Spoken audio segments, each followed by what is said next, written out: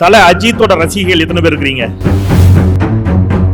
தளபதி விஜயோட ரசிகைகள் அப்பா யாராவது ஒரு வெறி பிடித்த விஜய் ரசிகையும் வெறி பிடித்த அஜித் ரசிகையும் குயிக்கா மேடைக்கு வாங்க. இப்ப நமக்கு பொழுதுபோக்கை பற்றி நிறைய தெரிஞ்சு வச்சிருக்கோம், தப்பு இல்ல. பொழுதுபோக்கும் வாழ்க்கைக்கு அவசியம். ஆனால் அதை விட அவசியம் தமிழ்நாட்டினுடைய பண்பாட்டை பற்றி நமக்கு தெரிந்திருக்கிறதா என்றால் இல்லை. உப்பு அரையனா காலனா ₹1 புது பாக்கெட்டே தருவான். இந்த உப்பை மட்டும் ஏன்பா பழசு வைக்கணும், அதை புதுசு வாங்கினா என்ன என்று கேட்கின்ற பொழுது அவர் சொன்னார்,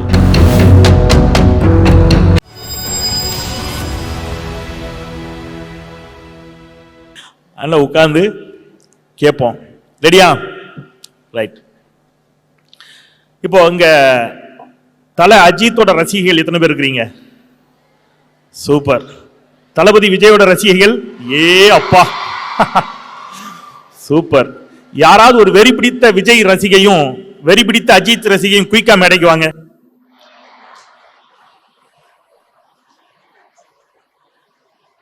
இந்த மைக் ஆன் பண்ணுங்க. எந்த மைக்குங்க? இந்த மைக் ஆன் பண்ணி கொடுங்க.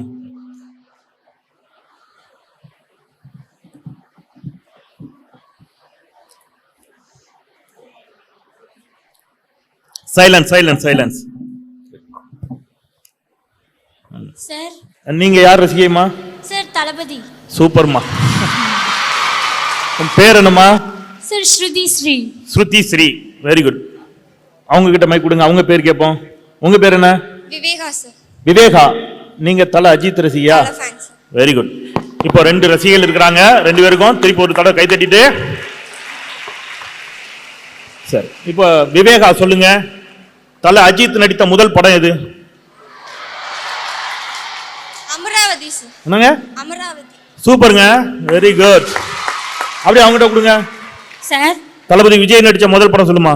சார் முதல் படம்லாம் தெரியாது சார். கடைசியா நடிச்ச படம் எது? சார் கடைசி படம் வாரிசு.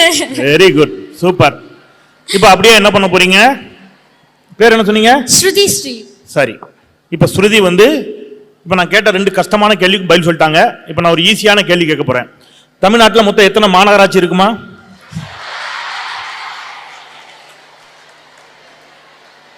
தெரியலையா? தெரியல சார். தெரியல. தெரிஞ்சு. தல அஜித் ரசிகை கண்டிப்பா தெரியும். குடுமா, தமிழ்நாட்டில் எத்தனை மாநகராட்சிமா? தெரியலையா? ஐயோ. சரி, இந்தியாவில் மொத்தம் எத்தனை நாடாளுமன்ற உறுப்பினர்கள் சொல்லுங்க? 2 பேர்ல யாரா ஒருத்தர். இந்தியாவில் மொத்தம் எத்தனை நாடாளுமன்ற உறுப்பினர்கள்? சரி விட்டுருங்க. ஆசியாவினுடைய மிகப்பெரிய ஈரடுக்கு மேம்பாலம் எங்க இருக்கு தெரியுமா? தெரியாது சார். சரி, தெரிஞ்சுக்கதா சார் வந்திருக்கேன். வெரி குட், போய் உட்காருங்க. வாழ்த்துக்கள், உட்காருங்க. இதெல்லாம் தெரியலங்கிறது ஒன்றும் பெரிய பாவமான செயல்லாம் இல்லை, தப்பு இல்லை. அங்க இப்ப இவங்க மேடை ஏறினதுனால இல்ல, அங்க இருக்கிற நமக்கும் இது தெரியாது. நான் அங்க உட்கார்ந்து இருக்கும் போது எனக்கும் அது தெரியாது. ஏதோ நான் பிறக்கும் போதே பெரிய ஜீனியஸ் எல்லாம் கிடையாது. நானும் அங்க இருக்கும்போது என்ன பார்த்து இதே மாதிரி ஒருத்தர் கேள்வி கேட்டிருந்தா எனக்கும் தெரிஞ்சிருக்காதான். ஆனா இப்ப அந்த தங்கை அழகா ஒரு பதில் சொன்னா, எனக்கு பிடிச்சிருந்துச்சு. தெரிஞ்சுக்கிறதுக்காக தான் வந்திருக்கிறோம். அப்போ தெரிஞ்சுக்கணும்னு நினைக்கிறவங்க கொஞ்சம் என்ன செய்யணும்? செவி கொடுக்கணும். இப்ப நமக்கு பொழுதுபோக்கை பற்றி நிறைய தெரிஞ்சு வச்சிருக்கோம், தப்பு இல்ல. பொழுதுபோக்கும் வாழ்க்கைக்கு அவசியம். ஆனால் அதை விட அவசியம் உங்களுக்கு ரோடு வேணும், நல்ல ரோடு வேணும், நல்ல தரமான தண்ணி வேணும், நீங்க பாதுகாப்பா இருக்கணும். இதெல்லாம் ஆட்சி நிர்வாகங்கள். தமிழ்நாடு எந்த இடத்துல இருக்குது, நாம யாரு, நம்முடைய பாரம்பரியம் என்ன, நம்முடைய பண்பாடு என்ன, இதெல்லாம் நமக்கு தெரியணும். இப்ப நீங்க கொஞ்ச நேரத்துக்கு முன்னாடி இங்க ப்ளே பண்ணாங்க மாபெரும் தமிழ் கனவு. அதுல என்ன சொன்னாங்க? நம்முடைய நேற்றைய வரலாறும் இன்றைய யதார்த்தமும் நாளைய கனவும் கைகோர்க்கும் இடம்னாங்க. இப்போ அதை பத்தி தான் நாம பேச போறோம். அப்ப நமக்கு திரை நட்சத்திரங்களை பற்றி தெரிந்திருக்கிறது.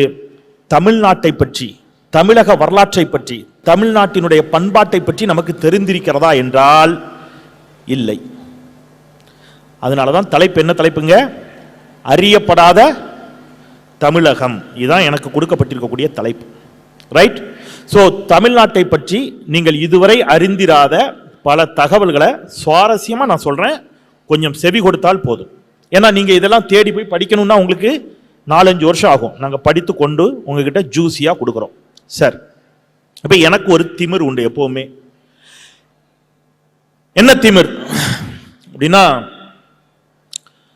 நான் ஒரே ஒரு பெண்ணைத்தான் காதலித்தேன், காதலித்த பெண்ணையே கல்யாணம் பண்ணிக்கிட்டேன். அது கொடுத்த திமிரா அப்படின்னா இல்ல. அந்த என்னுடைய இணையரோடு நான் சென்னைக்கு 2010 வந்து இறங்கிய போது என் பாக்கெட்ல இருந்தது வெறும் 800 ரூபாய் காசு. அந்த 800 ரூபாய் பணத்தோடு நான் கனவுகளோடு வேலை தேடி அலைந்த பொழுது எனக்கு கிடைத்த ஊதியம் 8000 ரூபாய். ஒரு தொலைக்காட்சியில் நான் 8000 ரூபாய் ஊதியத்தில் என்னுடைய பணிகளை தொடங்கினேன். அதன் பிறகு தமிழ்நாட்டினுடைய அனைத்து முன்னணி தொலைக்காட்சிகளிலும் அதனுடைய டாப் மோஸ்ட் பொசிஷன் சீஃப் எடிட்டர்னு சொல்லுவாங்க, எடிட்டர் இன் சீஃப், அந்த எடிட்டர் பதவியில் உட்கார்ந்தேன். பல லட்சங்களை மாத ஊதியமாக பெற்றேன். அதெல்லாம் கொடுத்த திமிரா இல்ல.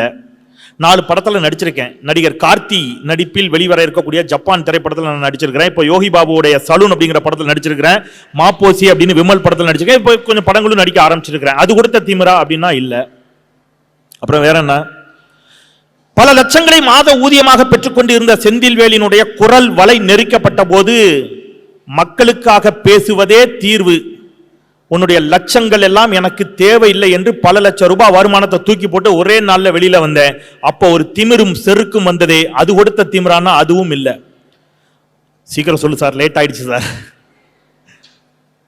2020 ஆகஸ்ட் 15 நான் பல லட்சம் ரூபாய் வருமானத்தை தூக்கி எறிந்து வெளியில் வந்து ஒரு யூடியூப் ஆரம்பிக்கிறேன். தமிழ் கேள்வி அப்படிங்கிற பேர்ல ஒரு யூடியூப் பக்கத்தை தொடங்குகிறேன்.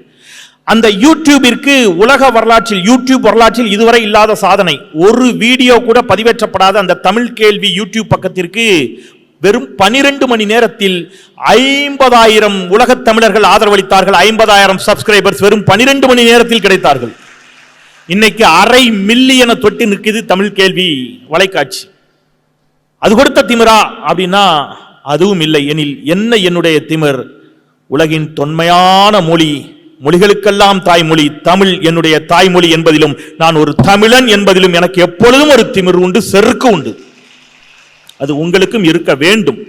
ஏன் இந்த திமிர் அப்படின்னா, இதெல்லாம் பேசும்போது ஒரு பாப்பா அங்கேருந்து, நான் இதுக்கு முன்னாடி ஒரு காலேஜில் பேசும்போது, அதெல்லாம் இருக்கட்டும் சார், அந்த 50,000 சப்ஸ்கிரைபர்ஸ் எப்படி சார் வாங்குனீங்க, அதை கொஞ்சம் சொல்லுங்க சார், நாங்கள் ஏதாவது யூடியூப் ஆரம்பிச்சா ஹெல்ப்ஃபுல்லாக இருக்கும் இல்லை?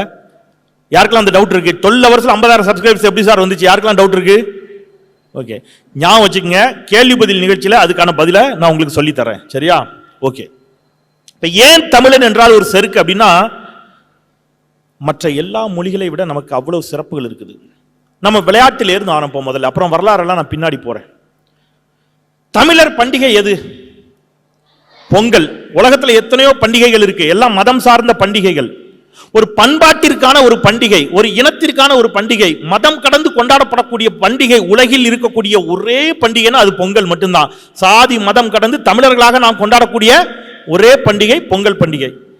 அந்த பொங்கல் பண்டிகை அன்னைக்கு எல்லாமே புதுசா இருக்கும். வீட்டில் புது பானை, இப்ப கேஸ் அடுப்புல வச்சிடறோம், முன்னாடி எல்லாம் புது பானை, புத்தரிசி, புது வெல்லம், புத்தாடை, அடுப்பு இருக்குல்ல, அடுப்பு கூட புதுசா செய்வாங்க. மண்ணெல்லாம் குழைச்சி நான் செஞ்சிருக்கேன் சின்ன பிள்ளையா இருக்கும்போது. எல்லாமே புதுசா இருக்கும், ஒன்னே ஒண்ணு பழசா இருக்கும். என்ன தெரியுமா? யாருக்காது? என்னங்க நீங்களா? நம்ம தான் பழசு தானே. இல்ல, உப்பு மட்டும் பழசா இருக்கும். வீட்டுல எங்க அம்மா, எனக்கு ஞாபகம் இருக்குது, எங்க அக்கா பேரை சொல்லி, ஏ ஈஸ்வரி, எங்க அக்கா பேர் ஈஸ்வரி, ஏ ஈஸ்வரி அந்த உப்பு சாடி, பழைய உப்பு சாடியில இருந்து உப்பு எடுத்துருவா அப்படிம்பாங்க. நான் எங்க அப்பா தமிழாசிரியர், எங்க அப்பாட்ட போய் கேட்டேன், எப்பா எல்லாமே புதுசா இருக்கு, உப்பு அரையனா காலனா ₹1 புது பாக்கெட்டே தருவான், இந்த உப்பை மட்டும் ஏன்பா பழசு வைக்கணும், அதை புதுசு வாங்கினா என்ன என்று கேட்கின்ற பொழுது அவர் சொன்னார், உப்பு என்பது வெறும் உப்பு அல்ல, அது தன்மான இனமான உணர்வோடு தொடர்புடையது. நம்ம யாரோடையாவது சண்டை போட்டா நம்ம என்ன கேட்கிறோம்? சோத்துல உப்பு போட்டு சாப்பிடுறியான்னு கேட்கிறோம். ஏன்? உப்பு என்பது இனமான உணர்வோடு தொடர்புடையது, உப்பு என்பது நன்றியோடு தொடர்புடையது, உப்பு என்பது பண்பாட்டோடு தொடர்புடையது. நாம் எதை வேண்டுமானாலும் மாற்றலாம், எதை வேண்டுமானாலும் புதிதாக்கி கொள்ளலாம். தமிழர்களுக்கு என்று இருக்கக்கூடிய ஒரு நீண்ட நெடும் பாரம்பரியம், பண்பாடு, இனமான உணர்வை நாம் மறந்துவிடக் கூடாது என்ற காரணத்தினால்தான் தமிழன் இன்றளவும் பொங்கல் பண்டிகையில உப்பை மட்டும் என்னவா வச்சுட்டு இருக்கிறான்? பழசா வச்சுட்டு இருக்கிறான். ஸோ ஒரு பண்டிகை, சாதாரண ஒரு உப்பு, அதற்குள்ள எவ்வளவு பெரிய வாழ்வியல் தத்துவம் ஒளிந்திருக்கிறது. இப்ப ஞாயிற்றுக்கிழமை ஆனா எல்லாரும் என்ன பண்ணுவீங்க? கறி சாப்பிடுவோம். Very good. கறினா என்னங்க? என்னங்க? ஆட்டுக்கறி, கோழிக்கறி அப்படிதான் நினைச்சிட்டு இருக்கோம். கறிக்கு அது அர்த்தம் அல்ல. கறினா என்ன அர்த்தம் தெரியுமா?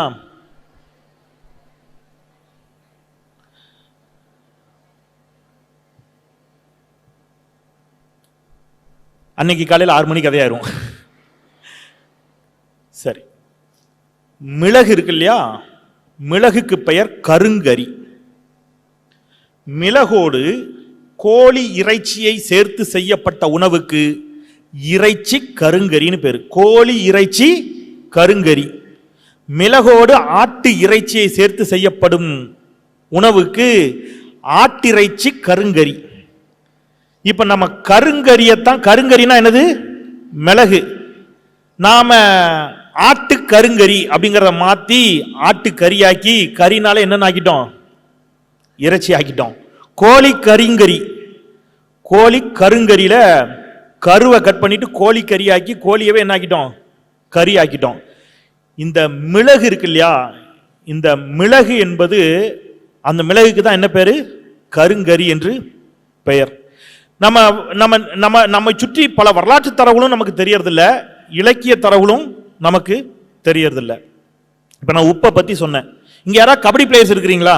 பெண்கள்ல கபடி பிளேயர்ஸ் 1-2 பேர் கை தூக்குறீங்க. Very good. கபடி விளையாட்டுல, கபடி விளையாட்டே ஒரு வாழ்வியல் தத்துவம் தான். ஒரு எதிர் அணியை சேர்ந்தவன் இன்னொரு நிலப்பரப்பை சேர்ந்தவன் என் நிலப்பரப்புக்குள்ள வர்றான். என் நிலப்பரப்புக்குள்ள வர்ற அவனை நான் என்ன செய்யக்கூடாது? அனுமதிக்க கூடாது. அதை கற்றுக் கொடுக்குற ஒரு, அது கிட்டப்பட்ட ஒரு போர் தந்திரம் மாதிரி. கபடியில் மட்டும்தான் என்ன செய்வாங்கன்னா, அந்த கையை செயின் போட்டுப்பாங்க இல்லையா, கையை பிடிச்சி வர்றவனை, பாடி வர்றவனை வீழ்த்துவோம். என்ன கற்றுக் கொடுக்கிறது என்றால், கபடி, வேறு ஒருவன் உன்னுடைய நிலப்பரப்பிற்குள் வந்தால் நாம எல்லாம் சாதி கடந்து மதம் கடந்து ஒன்னா நின்று கைகோர்த்து அந்த எதிரியை வீழ்த்த வேண்டும். அதான் கபடி நமக்கு சொல்லி கொடுத்த பாடம்.